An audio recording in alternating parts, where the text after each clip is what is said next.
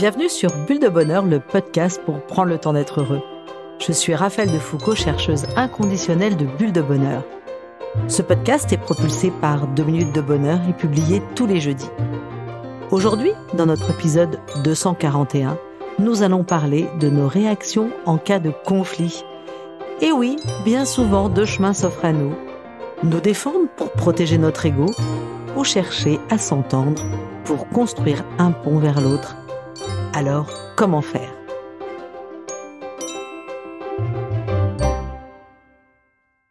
Petit témoignage cette semaine. Avec Émilie, ma compagne, nous étions dans une routine qui nous pesait. Notre quotidien s'est mis à manquer de piquant. Des amis nous ont parlé de l'abonnement Un temps pour 2. Chaque mois, nous recevons notre livret et nous explorons, la tisane à la main, bien levée dans notre canapé. Nous partageons comme des fous des choses que nous avions oublié de nous dire depuis bien longtemps. Ça faisait vraiment trop longtemps que nous ne prenions plus ce temps. Merci. Sympa à Jean de nous avoir envoyé ce témoignage. Et vous qui êtes en couple, avez-vous votre abonnement Un temps pour 2 ? Si ce n'est pas le cas, rendez-vous sur 2minutesdebonheur.com. Oh là là, mais qu'est-ce que ça me chicote ! Je ne supporte plus nos disputes avec mon mari. C'est toujours la même chose. À chaque fois que nous sommes en désaccord, il est complètement passif. Il ne dit rien, il est mutique. Et lorsque je commence à m'énerver et que la tension monte, il quitte la pièce. Et ça, je ne supporte pas. Je veux qu'il réagisse. Je préférerais même qu'il m'engueule. Alors c'est moi qui finis par crier et par me mettre dans tous mes états. Et après, je me déteste. J'ai l'air d'une harpie quand je suis comme ça. J'aime pas ce rôle. Quand j'y repense, je n'aime pas du tout l'état dans lequel je me mets. J'aimerais que mon mari change, qu'il me dise ce qu'il pense, ce qu'il ressent. Je me sens tellement mal lorsque nous nous disputons et j'ai l'impression que c'est toujours le même mécanisme qui démarre et que cela finit par abîmer notre relation. Nous n'arrivons plus à nous parler normalement. J'ai peur que notre relation se dégrade vraiment, qu'on finisse par s'éloigner l'un de l'autre et qu'on ne se parle plus du tout. Et là, ça me chicote. Les conflits sont-ils dangereux pour la relation ? Sont-ils forcément néfastes ? Ou bien peuvent-ils être des occasions de mieux se connaître, d'évoluer ou de voir les choses autrement ? Linda Bérubé, d'abord travailleuse sociale puis thérapeute familiale, fut une pionnière de la médiation familiale au Québec et en Europe. Elle a fondé plusieurs centres de médiation. Elle organise des colloques internationaux dans le domaine de la médiation. Elle est aussi l'auteure de 2 livres, La médiation familiale étape par étape et Rompre sans tout casser. Elle est également formatrice à la faculté de droit à l'université de Sherbrooke ainsi qu'à l'université Paris-Ouest à Nanterre. Elle nous explique que les recherches démontrent que ce ne sont pas les conflits en tant que tels qui sont nocifs, car les conflits font partie de la vie, tout le monde en vit. Ce qui peut être destructeur, c'est la manière que nous utilisons pour régler ces conflits. Donc, il serait important et utile de s'arrêter quelques minutes sur les moyens que nous pouvons employer pour résoudre les conflits que nous vivons et pour nous aider à avancer plutôt qu'à nous détruire. Pour la plupart, le réflexe sera de se défendre pour éviter de se faire avoir ou encore de céder pour éviter le conflit. Pour conserver un bon climat dans leur relation, certains vont tenter de faire des compromis.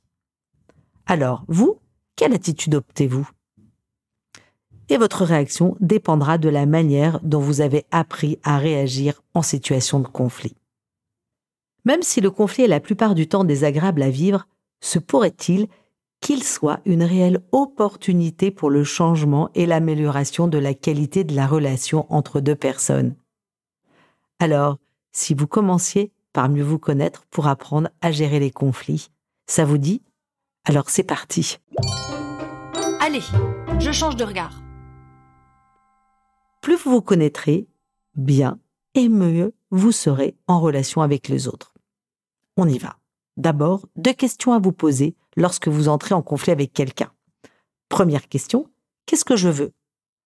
Ce que je veux compte-t-il vraiment pour moi ? Deuxième question, que représente l'autre pour moi ? Cette personne avec qui je suis en conflit compte-t-elle vraiment pour moi? Par exemple, pour la question 1, si vous êtes en conflit pour une histoire de lave-vaisselle mal chargée et que vous disputez sur vos façons d'ordonner couverts, assiettes et verres, votre conjoint mélange couteau et fourchette dans le bac à couverts alors que vous préférez les trier directement lorsque vous remplissez le bac. Est-ce que le fait de vouloir que le lave-vaisselle soit rangé selon votre méthode est vraiment essentiel pour vous? Et pourquoi? Est-ce que le fait que le temps utilisé pour trier les couverts soit en amont ou en aval du lavage compte vraiment pour vous? Pour la question 2, si vous êtes en conflit avec votre conjoint ou votre collègue de travail, le rapport au conflit sera complètement différent. Plus la personne est proche affectivement et plus le conflit peut faire mal. Et oui, nous accordons plus d'importance à la relation envers notre conjoint ou envers un proche parent qu'une relation avec un collègue de travail par exemple. Nous accordons donc plus d'importance à vouloir réparer la relation avec son conjoint. Avec son collègue, on peut l'éviter ou avoir une relation de moindre qualité, ça importe moins. Et selon les réponses à ces 2 questions, vous allez adopter des stratégies différentes. Alors, quelle stratégie allez-vous adopter spontanément en situation de conflit? Et c'est là que les travaux de Linda Berube sont intéressants parce qu'elle en dénombre 5. La stratégie du requin dangereux, la stratégie de l'ourson en peluche docile, la stratégie de la tortue peureuse, la stratégie du renard rusé ou enfin la stratégie du hibou sage. Alors qui êtes-vous? Plutôt le requin qui crie et qui veut gagner? Ou l'ourson qui plie et qui est prêt à céder pour sauvegarder la relation? Ou alors, êtes-vous la tortue qui fuit et qui accepte de tout perdre? Et si vous vous retrouvez dans l'un de ces 3 cas, c'est que vous évitez la communication. Ces stratégies, vous l'imaginez, manquent d'efficacité pour trouver des solutions et auront du mal à vous sortir du conflit. Au contraire, ces 3 stratégies-là, celle du requin dangereux, de l'ourson en peluche docile ou de la tortue peureuse, vont creuser un fossé encore plus grand entre vous et la personne avec qui vous êtes en conflit. Par contre, si vous êtes le renard qui accepte de faire des compromis, c'est automatique, vous coupez la poire en 2, et pour cela, vous devez communiquer avec l'autre. C'est le début du travail de coopération. Et enfin, si vous êtes le hibou sage, c'est que vous prenez le temps de négocier pour les choses que vous jugez importantes. Vous vous donnez pour objectif d'atteindre vos buts essentiels tout en aidant l'autre à faire de même. Cette attitude assure le maintien d'une bonne relation entre vous et l'autre. Une fois que vous avez repéré votre stratégie, demandez-vous de quelle façon vous voudriez être en relation avec votre conjoint. Linda Berube décrit 4 façons d'être en relation du plus positif au plus néfaste. Première attitude, les grands amis. Ne dit-on pas que notre conjoint, notre meilleur ami avec lequel nous partageons notre intimité? Le socle de l'amour durable est une amitié profonde entre les conjoints. Je vous renvoie à notre podcast 238 sur l'amour durable. Les grands amis, en cas de conflit, se respectent, essayent de se comprendre, développent une attitude d'empathie lors des conflits pour essayer de rejoindre l'autre dans ce qu'il vit et ils font des compromis lorsque cela est nécessaire. Ils n'essayent pas de changer l'autre, mais plutôt d'accepter les différences. Deuxième façon d'être, selon Linda Berube, les collègues. Parfois, je rencontre des couples qui finissent par se comporter comme s'ils étaient collègues. Ils collaborent et coopèrent, mais avec beaucoup d'efforts, ça ne va pas plus loin. Ensuite, troisième attitude, les associés en colère.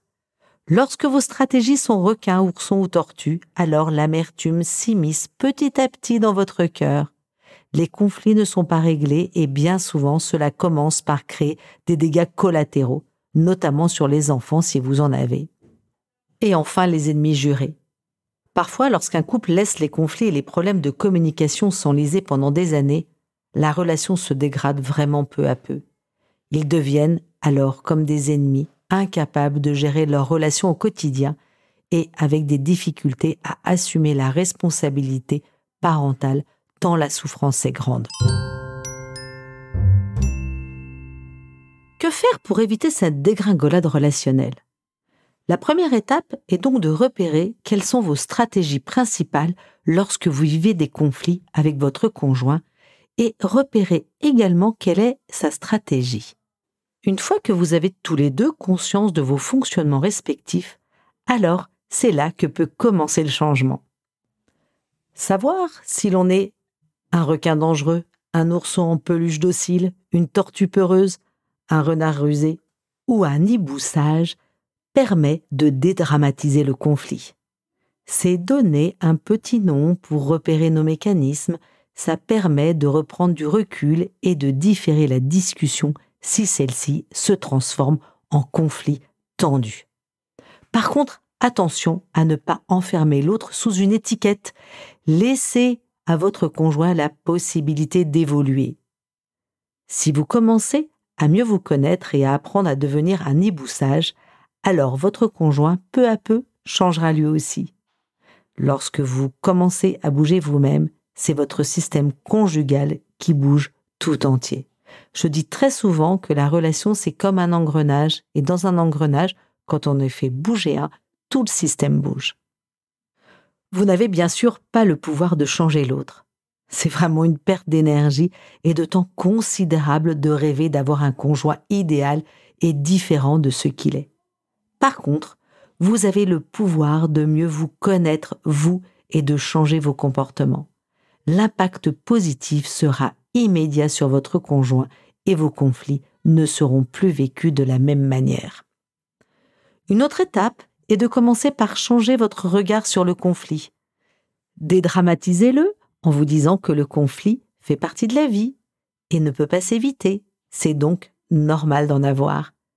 Et si vous n'avez jamais de conflit, peut-être êtes-vous un peu tortue peureuse et vous fuyez la relation dès que vous vous sentez mal à l'aise. Et même si les conflits sont désagréables, n'oubliez jamais, les émotions désagréables ne sont ni bonnes ni mauvaises, ne vous jugez pas en les ressentant. Elles sont juste des messages qui vous disent qu'il y a quelque chose à apprendre et que tout est prêt pour franchir une étape dans la relation. Enfin, osez vous faire aider. Parfois, lorsque ces conflits se transforment en véritable crise de couple, en guerre armée, faites appel à des professionnels de la relation. Cette démarche peut faire peur, et pourtant, si vous saviez à quel point cela fait du bien de ne plus rester seul pour traverser une crise.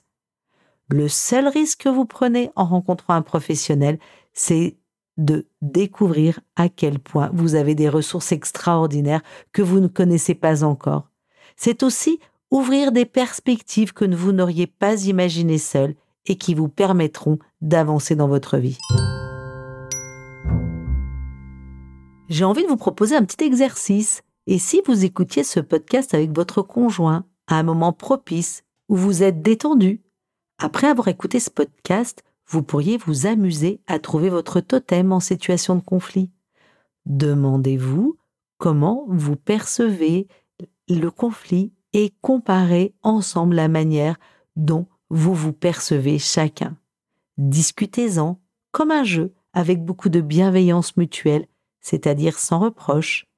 Et si vous aimez rire, n'hésitez pas à utiliser l'autodérision, votre imagination et l'humour. L'humour fin et délicat, pas l'humour vache. Et la prochaine fois que vous allez vivre un conflit, demandez-vous intérieurement, est-ce que je veux bien me défendre ou je veux bien m'entendre avec mon chéri? Rappelez-vous de vos stratégies spontanées et, si les émotions sont trop envahissantes, différez la discussion le temps que cela s'apaise. Rappelez-vous, il faut environ 20 minutes pour arriver à se calmer. Et une fois que la tension est apaisée, reprenez le temps de la discussion. En comprenant que chacun a une stratégie particulière face au conflit, vous pouvez alors comprendre que l'autre ne réagit pas comme vous, ni contre vous, simplement qu'il ne sait pas qu'il y a d'autres moyens de vivre les conflits. Il reproduit ce qu'il connaît, ce qu'il a vu, enfant. ces stratégies sont bien souvent des mécanismes de l'enfance calqués sur un modèle familial. Alors, en cas de conflit, que souhaitez-vous ? Bien vous défendre ou bien vous entendre ? Et hop, je me lance. En bref, si je résume, gérer paisiblement ces conflits aide à 1. Avoir une bonne qualité relationnelle, 2. Devenir un renard rusé puis un hibou sage, et 3. Être une opportunité pour grandir. À vous de jouer, chers auditeurs. La carte de 2 minutes de bonheur vous pose cette question. Lorsque vous vivez une tension, souhaitez-vous bien vous défendre ou bien vous entendre ? La petite mousse de la semaine secoue quand Nelson Mandela nous dit « Les conflits ne sont pas à craindre, mais à résoudre. Ils sont une chance d'apprendre et d'évoluer. » Avec Bulle de Bonheur, prenez le temps d'être heureux. Merci pour votre écoute. Si vous avez aimé, dites-le nous avec 5 étoiles. Laissez vos commentaires et envoyez des bulles de bonheur à vos amis et partagez ce podcast. Inscrivez-vous à la newsletter en allant sur notre site 2 minutes de bonheur pour être notifié des prochains épisodes. C'est aussi très facile de nous trouver sur les réseaux sociaux, Facebook et Instagram. Il suffit de chercher 2 minutes de bonheur. Bulle de bonheur est propulsée par 2 minutes de bonheur, des outils pour créer du lien et prendre le temps d'être heureux.